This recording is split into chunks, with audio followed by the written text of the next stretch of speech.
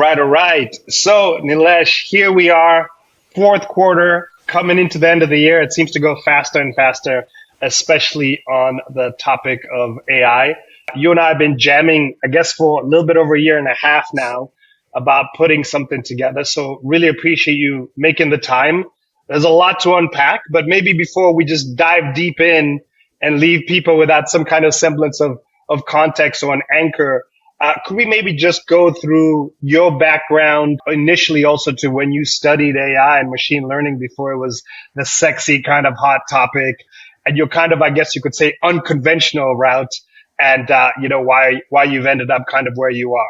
Hi, KVP, always nice to talk to you and pleasure to be on your show. So first of all, thank you very much for having me here. I think this thing was long time coming. We have been talking about it for a while, and it's so great to really be talking about this. Hey, look, my own background, you can call it almost a fate, was always built towards this particular point. I did engineering, and in those days, back in the early 90s, I even got an opportunity while doing my studies to actually manufacture something on silicon wafer, something that I think very few people can talk about in our industry. I got introduced to neural networks during those days. My career started with IBM in India, which gave me exposure to many of the things that are suddenly important today, whether it's in programming or in x86 versus ARM, a lot of those things that somehow I can appreciate better because of things that happened during those formative years. And even my career in finance, which started in mid-90s, took me to kind of places that very few people can talk about. By late 90s, I was based in Korea, heading a team over there when Samsung Electronics was coming out, and learned about the Korean ecosystem, which is very different from the tech ecosystems everywhere else. By mid-2000s, I was... Can you break that down? If you just give a little bit more kind of context, and then also maybe even if we reverse it a bit back, Nilesh, because you're the kind of guy that, just always says things so matter of fact, like, anybody could walk up and do it. But, even just the switch from like the engineering side, right? Where you said involved in silicon wafers at IBM. I mean, that seems like to me must have been a big transition to the finance side, as if I recall correctly, an analyst first and then eventually strategist, of course, working your way all to kind of vice chair. But how did that switch kind of come about? As a whole? Funny stories, right? The accidents of life. I was working in tech industry, and somebody in finance, actually, it was just coming to India, those foreign institutions. And one of them actually needed someone to maintain their PCs. And they offered me a pay that I couldn't refuse. And that led me into the industry. And I was still supposed to be in the tech department, maybe maintaining computers and systems. It was a small organization which was trying to make a mark, and they somehow thought that I could do equity research work. And things went very well for me in 1996. I think within few months of starting my equity research career, a few things went right. I suddenly started having very different kind of reputation in the market. And within 3 years of that, actually, I was possibly as one of the earliest, if not one of the first non-Koreans managing a team over there, managing an equity research team over there. I was still in my 20s. Mm-hmm. And then there was a phase where I was doing equity strategy at some of the big houses. For Asia, I started getting into management. Then by mid-2000s, I was in Taipei, managing a team over there, when TSMC was going through its first explosive stage, and learning about things like Quanta and Honhai and their likes, again, in their earliest stages. These were probably pioneering, just early start kind of names, I'm assuming. Back. Exactly. I mean, nobody knew where the world was headed. These guys were occupying new niches that were becoming available in technology space. I mean, as you know, that the technology landscape, it exists in many different forms. The form that one sees in Palo Alto is very different from the one that you have in Bangalore. What you see in Korea and Taiwan is completely different from what you see with ASML in the Netherlands or in Tokyo. And somehow, with the exception of Europe, I have had the opportunity to really experience different facets of this landscape up close and personal at various stages, including in China. The Chinese space is Yeah. also very different. And that in a way was always a sort of something that was there in my life. But then when you combine that with some of the other happenstances, that I was a Yeah. financial analyst, I had my interests top down in various things, in various teams. I was getting absolutely unbelievable kind of startup experiences. So I went to India with Credit Suisse when Credit Suisse decided to re-enter India. And that was building a team from scratch, my first experience, building a business from scratch, from zero people and zero analysts and zero models, and in a highly competitive market, somehow making that work. The team, which I had to really pick very differently because I didn't have any budget. Somehow we went to the top of the market in a highly crowded space in a span of 2, 3 years. And then I got another kind of business building experience when Jeffries decided to enter Asia. And I was heading the research team again, team starting from zero, organization in Asia starting from zero in a very crowded place where nobody had heard about Jeffries. And we had to start talk about how Jeffries spelling had an E after double F. Get me started. And from those kind of early days, building a business and having different kind of business models and so on and so forth. So the life was sort of swinging me or throwing me in different places, different directions. And you know this, right? And you have been through a similar journey. I know your journey, which is far more exciting than mine. But I don't know about that, but we do what we can. yeah, exactly, exactly. Everything is coming together. All the things that I never thought I would use. I mean, when did I ever feel that I was going to use something that I learned in college days to really Yeah. appreciate the yield difficulties in silicon manufacturing? Some of the things that I was selling at IBM, the Power PC architecture and its advantages against x86, how that may prove a bit useful in my understanding of what's going on with Qualcomm and MediaTek in 2024, or my Yeah. nerdy following of AI for 20 years for no purpose except that it interested me. And suddenly these things, machines springing to life in our lifetime. Love it. It's the classic. That guy's crazy, spending all this time on AI, and of course now you're the maverick and pioneer, right? But no one sees the 20 years of hard work. Yeah, There's a 35 lot of years of it. hard work. Maybe just to pause, right? Because you and I could definitely get off tangents, which we will. By the way, don't get me wrong. But again, you're one of my top five go-to guys in regards to being a really true polymath. Very, very well, I would say, read, and I think also more importantly, you're probably one of the best and most eloquent articulators of the knowledge that you have, which, as you and I know, is a big thing that's missing, not just from finance, but the world as a whole, right? Because it doesn't matter how well you know something if you can't get it across as well to different groups of people. Now, before we dive into GenInnov and, of course, also why you decided to go that path, which I've asked you about according to our gems in Abu Dhabi, Dubai, Singapore, Hong Kong, etc. As you said, Credit Suisse wanted to go into India.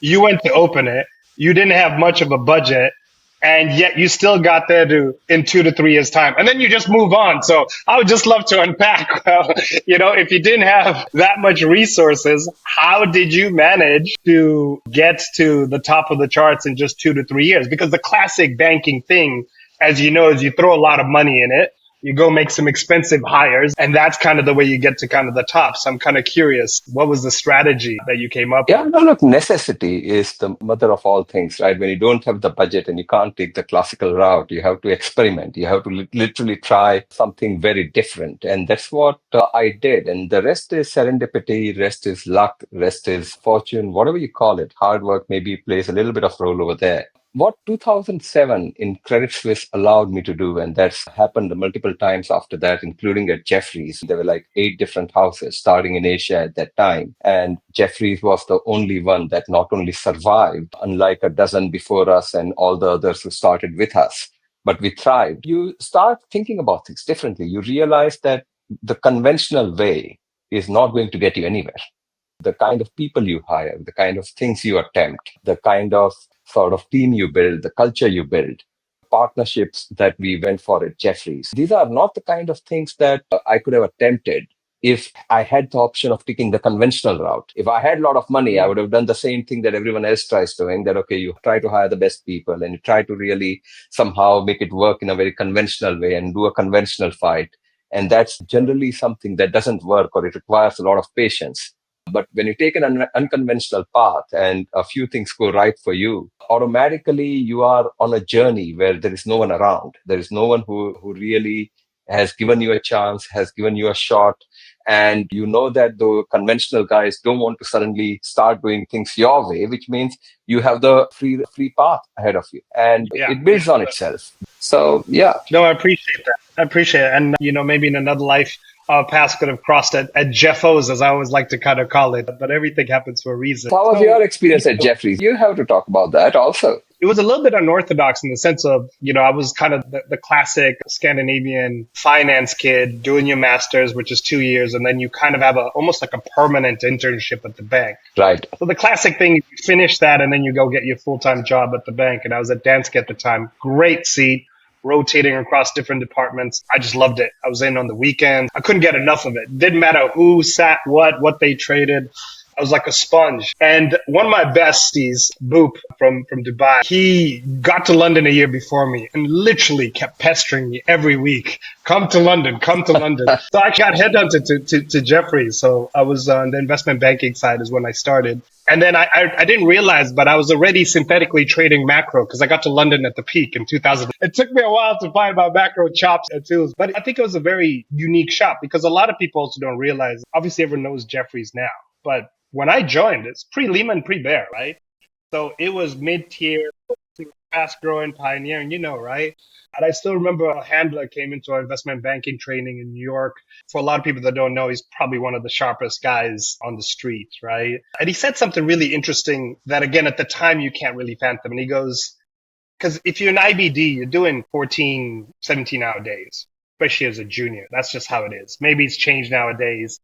But Jeffries, at least when I was there, was very lean, which is also why I went. All my peers went to big banks. So you're doing slide number 14. But at Jeffos, it'd be me, maybe you're the client, and the MD's there. And you've basically done everything as the analyst, right? You've done the financial modeling. You flipped the deck, right, in regards to the pitch book. And I love that. And what Handler said was, it's very, very easy to become an execution machine, which you need to do, by the way, right? But he said, don't forget the rationale and kind of, in essence, the reason you're doing these things. So what he was basically already talking about there was like the macro and the meta game. I didn't fully appreciate it at the time. And circumstances also what they are. Like I had 4 different divisions I could have joined. I joined probably the highest risk one, but the rest, as they say, is kind of history. But I have very good moments and memories of my times there.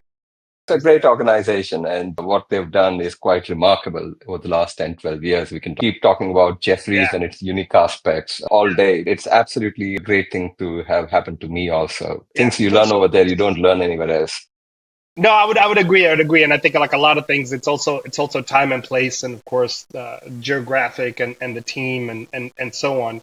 So what was interesting to me when we got introduced and had our first sit down was the classic path, especially after you rose as high as you could to the echelons of finance where you're on the board, you're a chair, you're a vice chair. I would have assumed you'd have maybe set up a family office, had a few more board seats, and then lived a life of leisure. But you decided on what I felt was already kind of a tough exercise and path, right?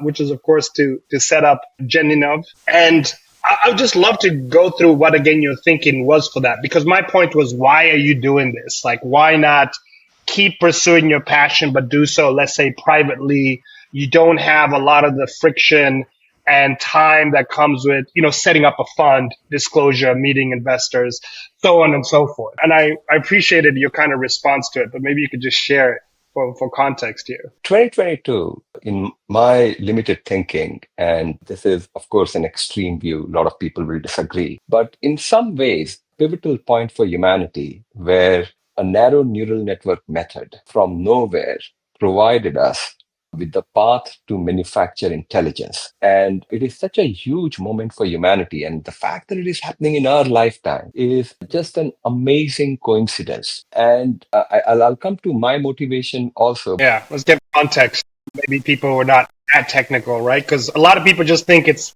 a 10% improvement in technology or something, and they don't see the paradigm shift. Look, pre-2022 AI and post-2022 AI, something totally different. It is the travesty of language that we don't have separate terms to describe the kind of revolutions that have been wrought by generative AI. We call it generative AI, but that also does not capture what's going on at the moment. It is like, imagine you were living in a world where everything was called a calculator and there were no terms like computers or laptops or mobile phones. And you called your initial PCs as generative calculators or whatever. In that kind of a world, the kind of confusion that would have carried on with some people comparing older calculators with newer calculators and so on and so forth, and thinking about everything on a continuum rather than a massive shift that happened with the arrival of PCs and then internet and so on and so forth. I think AI, the journey from 1950s to 2022 was a question. Can we really manufacture intelligence without, let's say, two people having sex? Intelligence is something which is very easy to see, very difficult to define. It is like you have an infant. You are barely teaching her how to poop and how to burp.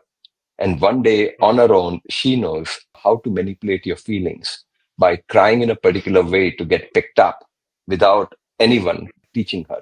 Intelligence is about your ability to develop intentionality. Everything we were doing in programming until early 2020s, whether you call them machine learning, whether you call them AI, whether you call them traditional programming, the purpose, the goal had to be provided from without. You had to tell a machine that, okay, go and beat the human beings in the game of Go. It may or may not figure out a way, but the purpose had to be provided from without. A narrow neural network method completely unexpectedly changed that, starting from somewhere around 21, 22. And it kept on providing more and more proofs that this was real. And as a result, the entire technology space, humanity has moved on to this completely new phase where your machines are able to really do things without being explicitly told what they need to do. And machines have started working on themselves. The intelligence has started sort of unfolding in various different directions. Until now, every query, scientific query, any other kind of mathematical query, and so on and so forth,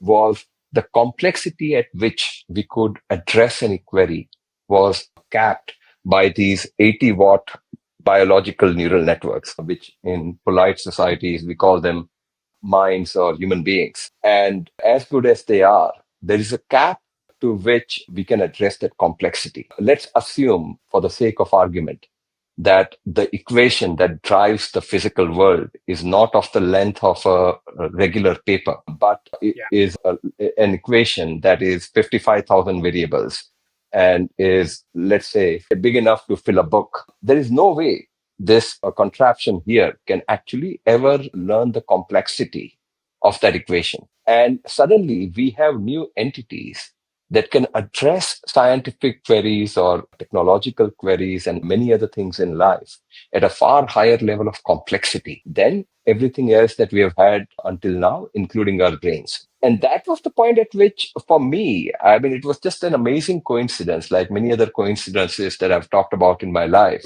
It's like, I'm at this stage in life, and there is this insane sort of new chapter unfolding for humanity right in front of my eyes. And I want to have front row seat to the, I think, biggest revolution of our lifetime. And in my limited capacity, the way I reached a conclusion was that, okay, let's start a fund.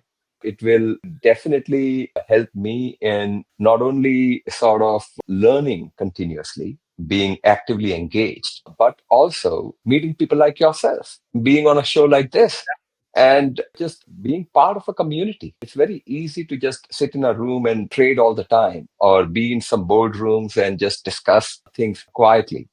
But that would not have really allowed me to really engage all sort of people involved in the field and learn these things actively on daily basis in the way this entire thing is developing. Fantastic, and I appreciate the the candor and candidness in kind of explaining this, because also it forces you to grow even more, right? Whereas if you're doing something privately maybe you want to take a week off or whatever it is. You look at something kind of later, but naturally with a fund, the fiduciary duty that comes with that. I mean, there's no maybe higher focus at the end of the day. So I appreciate that. And, we're going to give a link to, of course, GenInnov.ai, your website. You have a phenomenal Substack, which we could also kind of talk about. But let's talk about the fund. What's the fund? What's the kind of objective? How should people think and kind of talk about it? And then also, if you're open to it, like I believe you have a much bigger kind of vision around this, because this is more than just, it's just a fund, right? This is, as you said, this technological renaissance that we happen to be lucky, right, to be alive as it's just unfolding. Yeah, look, so the fund I have is a public market fund. It's listed companies. It's a global fund, and it's an innovation fund. It's not an AI fund. It's not a semiconductor fund. It is a fund for the new era. My simple thinking is that we are on the verge of the development of the fourth macro sector. And I know that you love a macro, you are the top-down guru. As you know, that industrial revolution, before that, there was only one macro sector, the primary, agriculture and whatnot. Industrial revolution gave us the second macro sector, which was manufacturing. We got services about 100 years ago. And now we are on the verge of machine creations. And machine creations, the machine sector, whether it's formally classified as one or not in GDP stats, who knows? But that could become 15 to 20% of global economy in 20 years. And it's not just going to be about chat boxes and co-pilots. It's about machines getting involved in, let's say, medicine, drug discovery. It's about machines getting involved in, let's say, your material sciences, machines finding completely new crystal structures to work with. Of course, bigger things are going to be in things like autonomous driving. Machines are doing work. Machines are creating value. And it is about something to invest in this new era. Of course, so-called AI and all the AI-linked technology sectors will play their roles. But this like internet is going to go across all sectors and across most domains of life. Your so-called AI will not only replace the human judges at Wimbledon or will start driving vehicles, but the so-called AI will be creating all sort of economic activity out there, whether it's entertainment, whether it is sectors like manufacturing, mining, everywhere, practices are going to change. And it is about investing in that. Now, look, we are looking at a world where the change is hyperbolic. The change is going to be far more than I think what happened at the dawn of internet. What tends to happen is that as we age, we all develop the habit of looking at history to analyze what may happen rather than trying to really have that curiosity to learn things as they happen and as they are. That's the standard concept of aging, right? That we love saying, oh, this happened 20 years ago. I know how it unfolds. Nothing in history at the dawn of internet could have helped anyone in trying to navigate through what was coming. The same thing I think is going to happen with generative AI. This may happen or that may happen. And some of us will be more right than some others. But the simple reality is that we need to be humble about it. We need to know that we are going to a phase where things are going to happen in a way we can't even imagine. And public markets are a great way to retain the option to change your opinion. There are a few other reasons why I think public markets are going to be a better place to really invest in this particular new environment. But the primary reason is that, yes, we all need to really retain our option to change our opinions because the world is going to behave more unpredictably than ever before. I mean, we could not have forecasted the stage at which we are, whether it's in robotics or autonomous driving or drug discovery by 26 or 28. And that's essentially the main reason. Got it. So if I recall correctly, it's a long only fund, right? With a few different kind of silos. Do you maybe want to unpack that? As you said, this is not just an AI focused fund. This is an innovation fund, right? So that now obviously gives you the optionality as well as the diversification. And I'm assuming by being public, you also take out a lot of the risks that are, let's say, embedded in the private market, because we know AI has been super hot, I guess, almost going down 3 years, right? But 99.9% of these ventures in the private space are definitely not going to make it. So that's a phenomenal piece about focusing on kind of the public markets. But what's the kind of the taxonomy in regards to? I'm not necessarily looking for names and people to get free alpha here, but how do you break it down in regards to what areas you're looking for on the innovation side? To me, the major areas are, apart from technology, and technology is what I'll focus on in my answer, but the other Yeah, areas are mobility. Your yeah, machines have figured out human vision, and that has suddenly allowed us to cross various thresholds in autonomous driving. The things that were proving a bit limiting over the last 10 years are suddenly out of the way. And level 3, level 4 autonomy in autonomous driving has suddenly become possible. How fast that develops and whether it becomes a reality by next year or by 2030, who knows? But suddenly there is technological leap that's going on in mobility. Same thing in robotics. Obviously, there are optimists out there who think that number of robots that are going to roam the world by 2040 could be more than number of human beings. Now, I am not that extreme in my views, and I don't know where things are headed. In fact, I strongly believe that many things in robotics will not take the typical Hollywood bipedal form.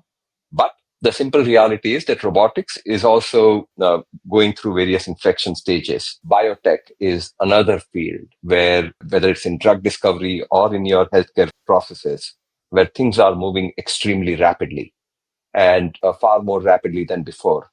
And like I say, that I mean, these are fields that I'm looking at today with certain things in renewable energies or clean energy on a nuclear power side and so on and so forth. But I'm reasonably sure that I'm remotely not covering the new areas in which suddenly we'll find absolutely amazing excitement. That's why I'm keeping myself open to learning literally on daily basis that what else is going on in the world of innovation to can your I learn? point, we don't know. Yeah, which we don't Yeah, and know. we don't know how it unfolds. Yeah, Yeah, but yeah. I think in the first phase, the biggest changes are within technology sector. The Mhm. technology sector changes are something that most of us are struggling with. Can you just maybe define this? Because I've always had an issue with the taxonomy, in the TradFi world that you and I have spent quite a bit of time on. Because, there's these sectors that are defined and there's a tech sector, but we also know technology is prevalent in all companies and in all kind of industries, right? So here, when you're saying tech specifically, I mean, what are we talking? Is this kind of software companies? Is it also hardware, or how are you talking about it in this kind of case? Exactly, and that is a great question. Technology sector developed in a particular way during the internet era. The internet era or PC era that you define from late 80s to somewhere around, let's say, 2022. And you see that most of the value in technology sector was captured by the application layer or software layer. So if Mm, KVP was spending some money while playing a game or while shopping on a website or searching on a browser, anytime during this era, whatever money you were spending, which was going into the tech sector, a large part was being captured by some cab riding company or some social media company or by some software company. yeah. If you looked at the bill of material and looked at the hardware layer or near hardware layer, which would include, say, fabless companies and design companies, they were capturing very little of that. I mean, for the sake of just throwing some numbers here, you can say that whatever you are doing, whether as a corporate or as an individual, 70-80% of the revenues that you were giving to the tech sector was being captured by the application layer and those who invested in application layer, including private companies, venture capital funds, and so on and so forth. While very little was going to hardware companies and near hardware companies were roughly deemed as commodities. This was the whole software is eating the world, famously penned by A16Z's Andreessen, correct? Yeah, it is a bit like you go to an expensive restaurant and you are like testing menu, and most of the value is captured by chef and the kitchen staff skills, and they capture most of the value while the farmer who is providing, let's say, tomatoes, obviously got paid the same he got paid for doing everything else. So the value capture was mostly in the software layer or application layer. And that is suddenly under pressure for two reasons. One, in the hardware layers and near hardware layers, over the last 20 years, your IP is accumulating. It's accumulation of Mhm. all the things that, let's say, someone like ASML or TSMC or NVIDIA have done for decades. And they have become more and more unreachable. A hardware Mhm. segment is a bit like climbing an Everest. It is not that what they do is impossible to achieve. What is important to know is that what they do is impossible to achieve without spending time. Money is just one part of it. But without going through Mhm. the entire journey, it's like climbing a mountain. You can't suddenly be at 10,000 peak if you don't start at zero. This is why China, for instance, can't have chip facilities overnight, despite having all the money in the Yeah, world. they have been on this journey for 10 years. There is something to recognize. The Correct. reason why they are surprising everyone is because they have been on this journey for a while. And they are not suddenly learning this, that they need to do this all of a sudden in 2022, unlike, say, about 180 countries out there. So the journey is extremely important. It's an accumulative IP. There is nothing in that IP that is completely undoable. You can climb a mountain in 10 different ways. You can reach Mhm. the pinnacle of semiconductor manufacturing in various different ways. It's not like TSMC is the only one which has found the right way. It is all about somehow making tens of thousands of processes or tiny manufacturing steps work in perfect harmony to do one of the most amazing things that humanity has ever done, which is, let's say, printing a few hundreds of millions of transistors or circuits on a small chip. It is Yeah. possible to do it in multiple different ways, but you have to really do it step by step by step. That's how a harmony is attained. While hardware, or let's say NVIDIA's IP, is accumulating, whether it's NVIDIA or in memory making or in foundries or in EUV machine making, while all these IPs are accumulating, what's happening in software is exactly the opposite. That suddenly the interface language between us and our machines are turning Mm. from the likes of Python and Java to the Dutch and English and Hindi. Suddenly, interface languages in the generative AI world are more and more human languages. Now, human language programming, whether you call it agentic, whether you call it whatever you want, clearly it's not perfect today, far from it. But we are going to get there. We are absolutely Yeah. going to get there. And that is leading to a phenomenal commoditization in the software space. Yesterday, I was reading an article where somebody who came up with this new way to really convert your text prompt, into a program. They claimed that they developed 20,000 applications in last 2 months from their users providing various prompts. Software development is becoming easier and easier, and machines are playing a bigger role. That doesn't mean that there won't be any software developer down the line. Absolutely not. We still have people who have to really convert the syntax based language output into hexadecimal output for machines to process. There are still people who work on compilers, and there will be obviously people who will work on various parts of software. But that's where there is an extreme commoditization. Things are becoming easier. Hardware things are becoming more difficult. And Mm. in that Mm. simple sort of schema that hardware things are becoming more difficult, software things are becoming easier, you possibly understand what kind of hardware software flip is happening. And many of us are simply not ready with this in every which way we think about this. So whether it's in our portfolio, whether it's in our career planning, the way we think about it for our communities and nations, we're just not really focused on this entire significant shift that's going on. So, I mean, while you are on this website, and if you go to GenInnov Thoughts section, within that, if you just go down slightly, you will see various categories over there. These are some of the categories in which we have divided our thoughts, and we are slightly extreme, I think, in many of them, whether it is the fourth macro sector or the super Moore era, or what we talk about the competitive world, which is a very important theme, old AI versus new AI, and so on and so forth, the hardware software flip.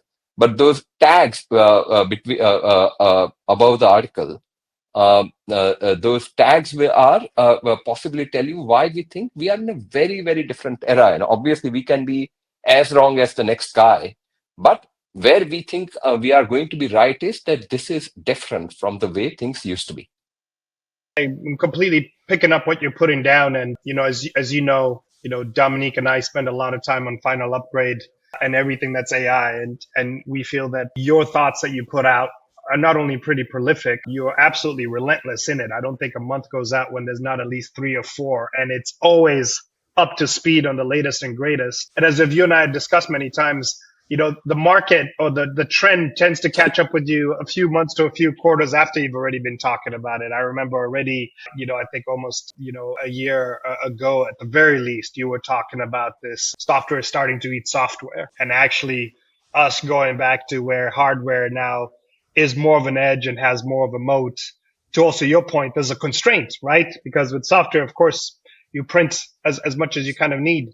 One of the things that I wanted, to more share, this is kind of how I've always thought about it, is, technology at the end of the day is this constant evolution of taking friction out, right?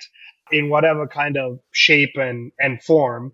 And of course, that's also why it's managed to command the growth and the margins that it has to date, because you and I have a business, 80% of the cost is spent on something that the technology can reduce by half. I mean, it's the epitome of a no-brainer, of course, right? But one of the things that I also have really kind of felt that a lot of people, let's say, miss is domain expertise, language, whether it's human spoken language or even coding language, are barriers. They're friction, right? Because you may know Python, I may know all the Python in the world, and if both of us need to code in the old world, then, you don't have a chance, correct? And it's that group of, I don't want to necessarily say it's elite, but it's still a minority compared to the rest of the world that can participate, right, in that moat for whatever kind of reason they've managed to get. And that's the incredible thing with what AI is doing, is it's the great kind of equalizer, because the moats and I guess the constraints from not just a domain expertise, but also from a language perspective are completely just being knocked the fuck down, right? And it's never coming back.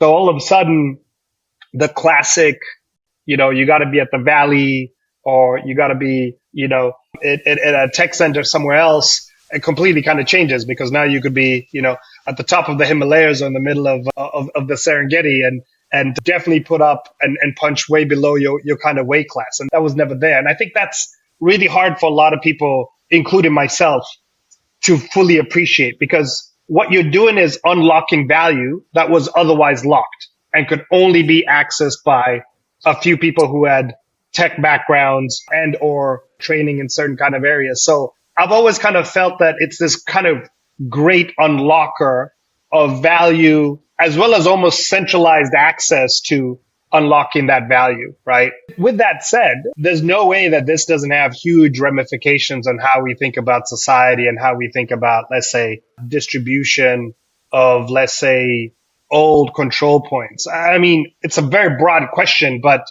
any kind of high level thoughts just on what that unpacks, given the fact that, as you said, apart from Europe, over your career, you've had the opportunity and privilege, and of course have worked hard throughout it, of seeing tech in the Valley, of seeing tech in India, of seeing tech in Taiwan, in Korea, in Japan. What does this unpacking do in regards to unleashing talent and unleashing opportunity? Wow. To be honest, I really don't know. What I know for sure, I'll give both the sides of it. I mean, one of the books that I think even the optimists should read is recently by Yuval Harari, Nexus, where he talks about humanity's inherent tendency to unleash giants or gigantic forces that they can't control. And clearly, I mean, it's a book that talks about all that can go wrong with things, with these new things we are developing that we don't understand. And there are a lot of risks with this, lot of risks. Of course. And nothing is given, right? I mean, there are people out there who use 3 data point examples to simply say that, okay, historically, every time a new technology was developed, somehow everything turned out to be all right. And as a result, even this time around, everything will be all right. I mean, I hope they are right, but these are lazy analysis based on past patterns. Agreed. And dangerous ones. And dangerous well, ones. I believe. So there are a lot of people in the world who have great and right thoughts about risks of things that we are doing at the moment. Equally true, which is the other side of it, which is something that most of these people never focus, is this is something that cannot be unleashed by one country or by one government or by one person saying that let's do this. Everyone has a different view on what should be controlled. I mean, it is like with Brexit, it is easy to really rally against something. It is very difficult to really come together after that and say, now, what do we stand for? It is the same thing in generative AI. It's the ultimate prisoner's dilemma choice set that the world has ever faced. The simple choice set for every entity, whether it's in corporate sphere or in nation state sphere, is simply put, if I don't do it, the person I hate the most will. And with that choice set, the practical reality is that it's turned into the kind of race that we have never ever seen. Some of the biggest names in generative AI field, you'll see them on the stage talking about the risks, talking about their responsibility and how they are going to develop this responsibly here and there. The moment they get off the stage, they are like, if I don't do it, my competitor, they will go past me. Governments have never supported any new sector with the kind of money and enthusiasm that we are witnessing for this field. Whether it is the US government, even in the election year, and the way they are trying to support a Samsung Electronics or TSMC, or it is in Asia that you see everywhere, even France or England, everyone. I mean, we already have an AI minister. When did we have an internet minister? Yeah, exactly. Even in the UAE, right? Yeah. So which I think is the right thing. Yeah. I think that's how you should be thinking about it. This deserves its own silo. I mean, this is a field which is making people think differently. So the two sides, risks as well as the need to not fall behind. I won't even say opportunities. Yeah. The need not to fall behind. And it is developing very differently in different countries and different companies. The path is not a single path. Everyone is spreading in different direction. And there are people who are trying to really describe trends, saying that, okay, these guys are moving on open source and these guys are doing closed and this and that. The reality is nobody knows exactly whether it is going to be some big models with data centers, with power demand, or is it going to move to the edge and smaller models and so on and so forth. In every aspect of this field, you see that things are spreading like a mushroom in dozens of directions, if not hundreds and thousands. So as a result, I mean, almost anything we say about what it will lead to in terms of impact on us, whether 2 years down the line, 5 years down the line, 20 years down the line, is going to be a random guess. It's going to be a random guess based on limited understanding of today. I would simply say that we all need to really keep our eyes open, keep learning all the time, keep adjusting all the time. Obviously, where we can control collectively as a humanity, it would be great.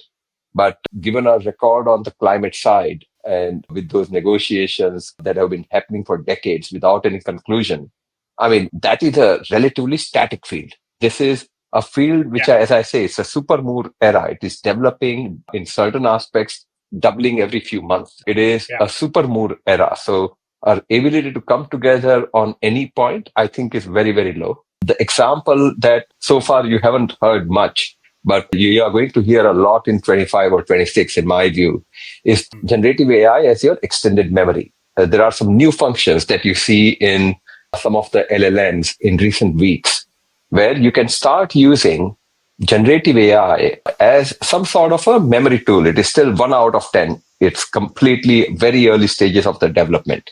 Whether you look at Notebook LM or some of the features that Perplexity or OpenAI are introducing. But imagine that all your stream of consciousness, your fleeting memories, in various ways, you are able to sort of dictate into a machine and it is able to apply some sort of a cognitive layer on top. Let's think about some of the things that you can't do today.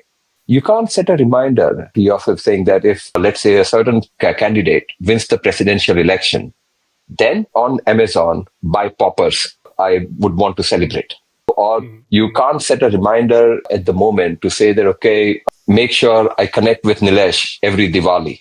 In Gregorian calendar-based to-do applications, that kind of repeated reminder is not possible. We can't have a collective memory or within a company or within a group or family where people are like putting in certain bets, and one day, suddenly 3 years later, somebody says that, okay, I want to really cook a recipe with only certain ingredients in my house, and your AI suddenly says that, okay, I know that your mother knows what to make out of it. Just give her a call. And your ability to really just verbalize some of the things as you learn, keep storing them somewhere. And then doing activities on the back of that. That next week, if Dodgers win the World Series, then make sure I call a friend. These kind of things, the fleeting memories which are not solid, the things that suddenly come to your mind, and at the moment you write down somewhere, but you don't even know what you are writing down, how you retrieve it, when to retrieve it, when it might become useful. These sort of things, again, the developments are in so many directions. And again, maybe this may not become a feature. Maybe this won't be talked about next year. Maybe it will be talked about 10 years later, or maybe never.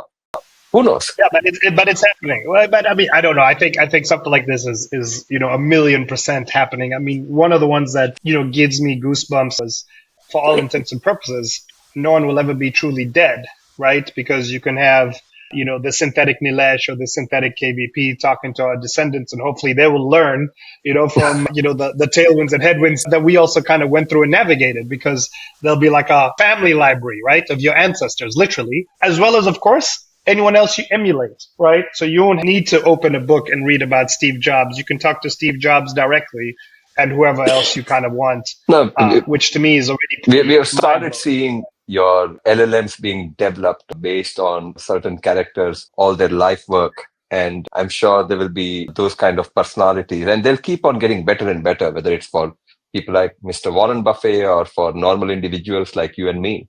Yeah, which is amazing. So there's still quite a few other things that I'd love to get you to weigh in on, especially kind of constraints, misconceptions, but maybe just high level, and also with a caveat that the space is changing a lot. So something you could say about a certain firm today could be literally different in a week, right? We've seen literally LLMs get topped up within 24 hours of a new release.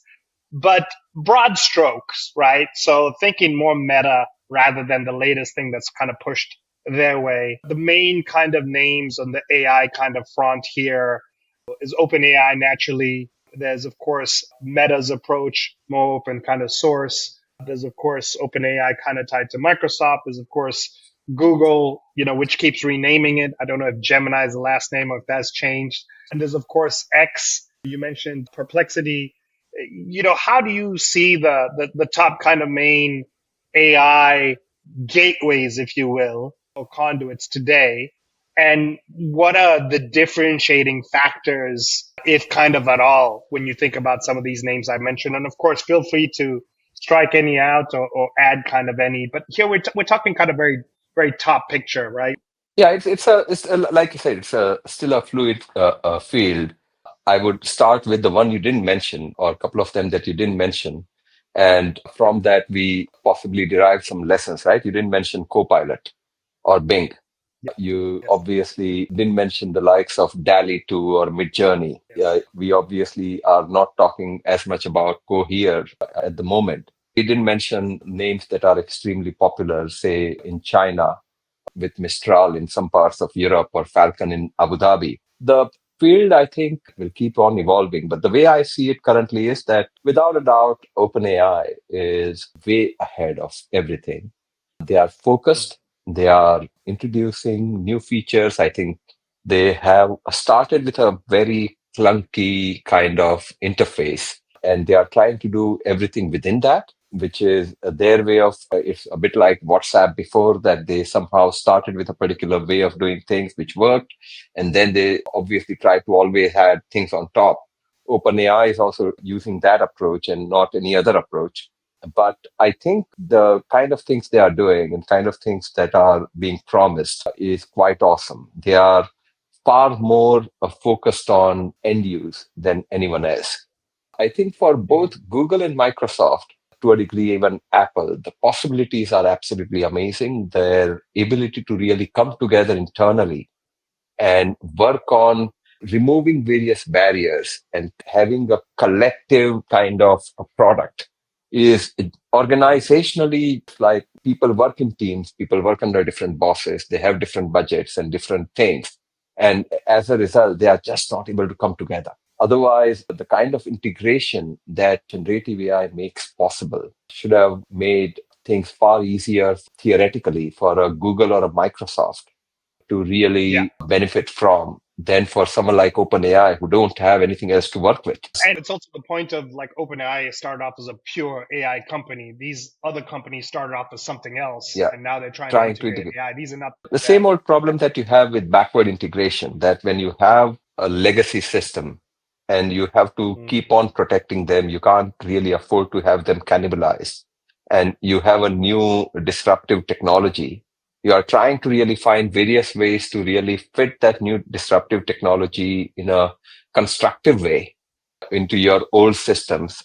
And then you, of course, have organizational politics and organizational issues, and then you're making it fit and all that. And you're seeing that happen with Google and Microsoft. They have possibly far better ways to really make some amazing things happen, but somehow they are not happening. While some of those things are happening in completely different ways, unexpected ways, but through people who don't have anything else to lose. Whether it's open source models of Have the legacy issues, yeah. the scale, the people, and just to give again context to people who are going to be listening, reading, or watching this, it's quite stunning when you see something like Google, which is a monopoly in many ways, most famously, over 90% of search. And then people started to go to YouTube, which of course is still owned by Google, right, to do searches. But now people go to Perplexity or ChatGPT, right? So it's interesting to see how something that was so dumb, which it'll continue to be, don't get me wrong, it's not falling off a cliff tomorrow, but you could see how that can change from what was the norm. And I guess Yeah, these AIs are going to get so good you wouldn't even know you're using AI. no, Like exactly, that's right? And look, I mean, you can imagine, right? Within Google, you may have a separate team for Chrome or separate team for sure, search or separate team for yeah, individual products. And none of those teams are yeah, going to say that, okay, fuse me with another team and let correct. make the generative AI guy the boss to really bring us all together. You're And right. those are the organizational issues that we know they are real life issues.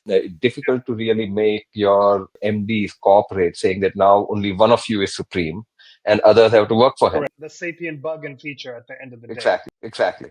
Those are real life issues. So as a result, even while say Google or Microsoft could be expecting OpenAI to really come up with something within their interface that will allow you to do browsing also and search also and set reminders also and this and that and all those things are going to come. Somehow Yeah. that integration may first happen with someone who really starts from 0 out of 10.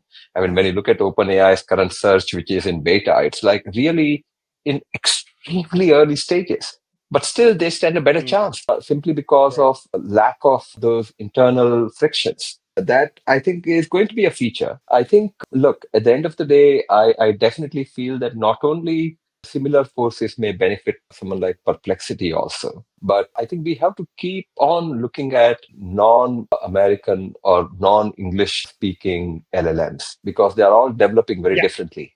Correct. Yeah. Yeah. I, Could you weigh in a little bit on that? Because obviously this has been very quote unquote, for lack of a better word, Western skewed, right? And there's probably not enough out there about what's happening in Asia, more specifically on the China side. Any thoughts, maybe how that development is different? Everything I'm understanding is there's massive push from the government in China, a lot of integration and corporations there. They were, of course, the OGs with the first super apps, right? And they're way more, I think, technologically savvy as a society than most, if not all countries in the West. I would also make an argument for. Well, what are your general thoughts in regards to AI in China and how those maybe LLMs and those gateways are different? So, look, the development is particularly at the application layer or LLM layer is quite remarkable in every part of the world. There is nothing in the development of those basic transformer equations. And from there, slowly developing your own LLM. That is a domain of just a small set of people. Recently, they say that they just crossed more than 1 million machine learning models, open source. Now, I mean, there are all sort of double counting and treble counting issues over there. But remember that there are possibly not even 1 million cafes in the world. How do you get 1 million of anything? On that website, I wrote about this some days ago, that the number one open source model on which further developments and further modeling happen, unsurprisingly, is Llama. That roughly there are 75,000 other work that have been done on top of Llama. And number three is Mistral at 20,000. But surprisingly, number two over there at 50,000 is Alibaba's Quen or Tongi, that no one ever you will see talk about in the kind of things that you and I read. When you look at that, or when you look at the kind of developments that are happening, whether it's with Mistral or with Falcon or a lot of developments in India, there are a lot of things that are happening completely differently in the rest of the world. See, the typical focus that you see in, let's say, the US or kind of things that you and I do is the focus is on consumer applications and corporate productivity. We are always thinking about whether we can really query something better, or whether what else can we do through a chat box or through some corporate of efficiency domain and so on and so forth. While the focus in many other countries is very different. For example, you have completely different demographic challenges in Korea and China. And as a result, the way they are increasingly focusing on automation is very different from, say, the United States.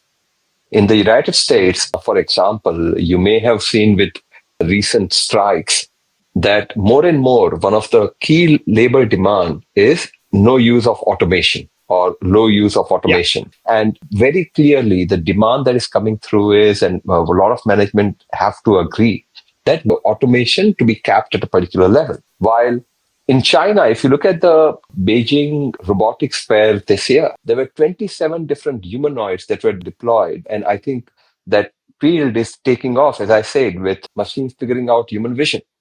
AI, generative AI or transformers figuring out human vision. And the pace of development is relatively unimpeded at the moment, whether it's in Korea or China or whatever. The demographic challenges are very different. So the point is that, look, there are LLMs being developed for your DNA data.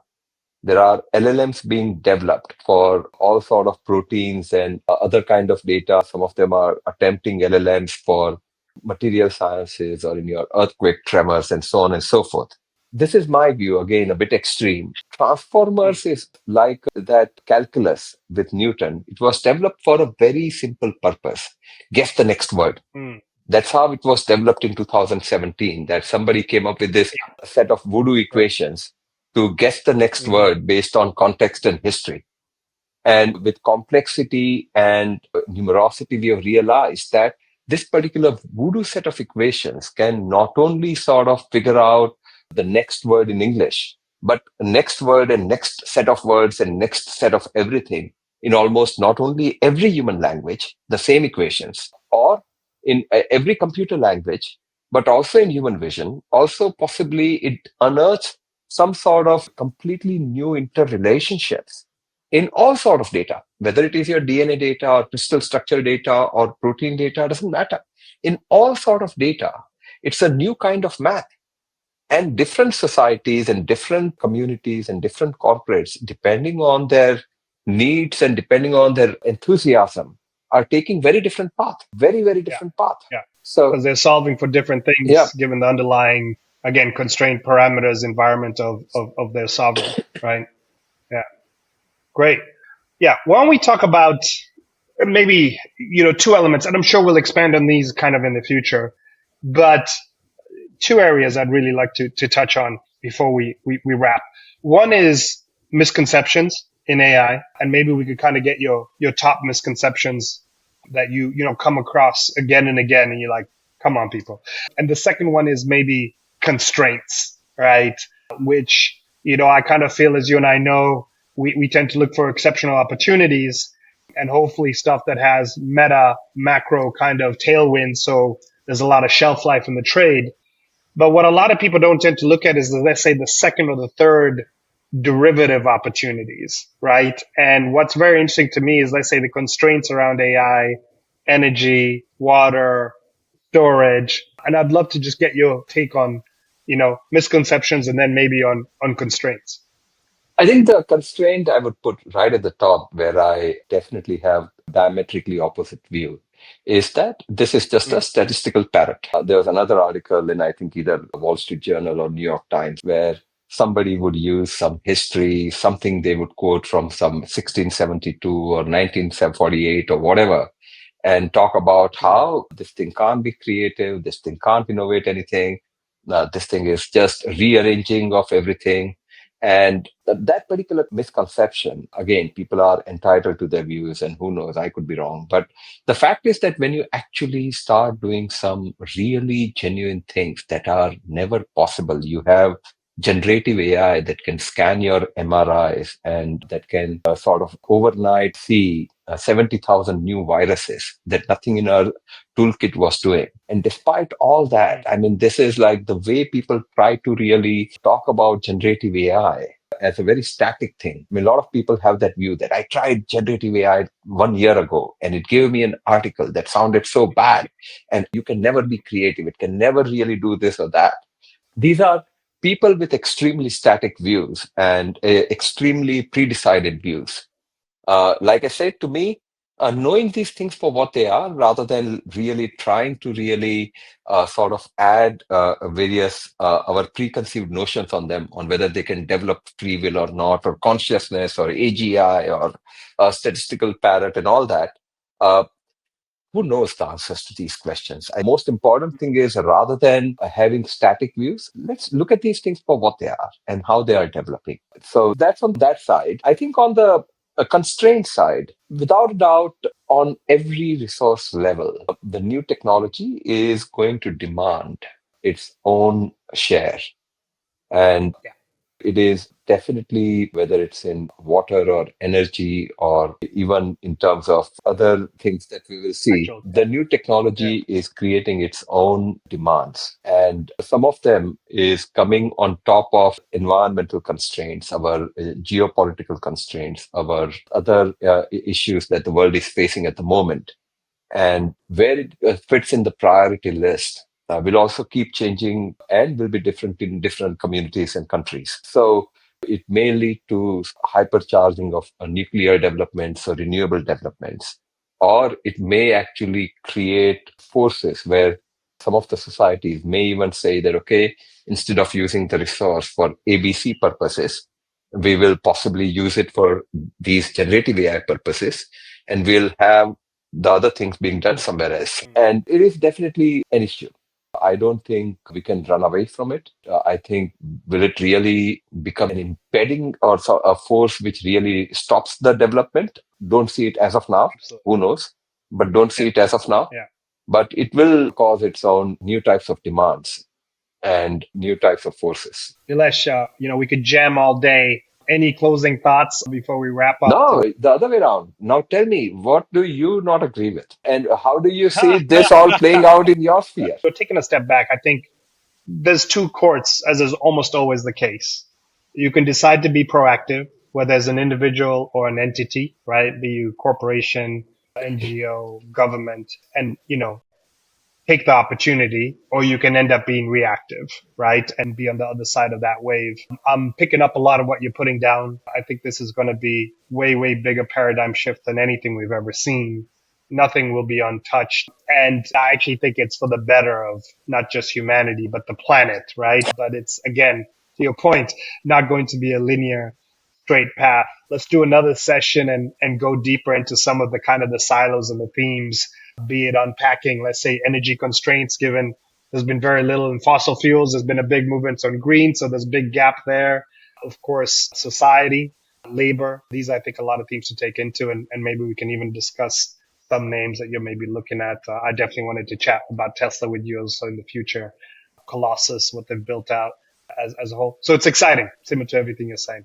But really appreciate your time, sir, and looking forward to more sessions. No, always a pleasure. Always a pleasure. I'm glad we had this session. I think it's amazing. It's allowed me to really think about a few things that I haven't really thought about for a while. And that's the amazing things you do. Thank you very much. And we'll definitely chat later. All right. Sounds good. Thank you.